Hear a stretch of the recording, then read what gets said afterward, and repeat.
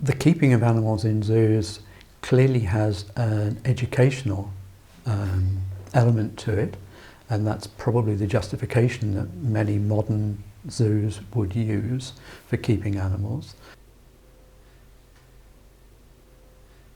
I think if we are going to keep animals outside their natural environment, we need to look at what their needs are from a behavioural perspective and try to satisfy those needs as best we can.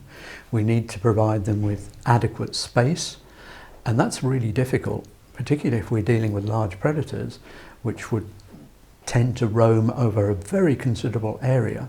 Things like lions and tigers really need space, and if you constrain that space, they tend to show abnormal behaviours, which we refer to as stereotypic behaviours, the sort of pacing and rocking behaviours that we see in some species.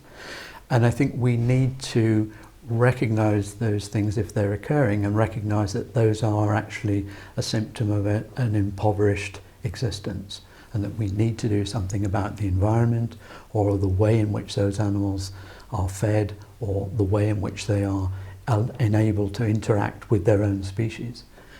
I think we also need to look at the impact of human observation on animals in zoos.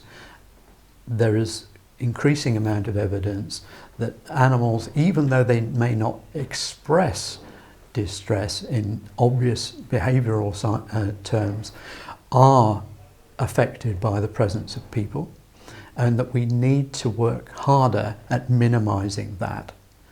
We need to make sure that animals are not feeling constantly under observation, because we recognise how stressful that is for us. We need to accord animals a similar degree of sentience.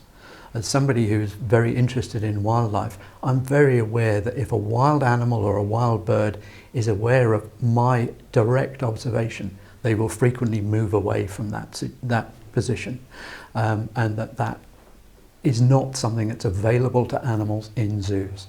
And you get this passive acceptance, which is, we tend to regard as, the animal is happy with the situation.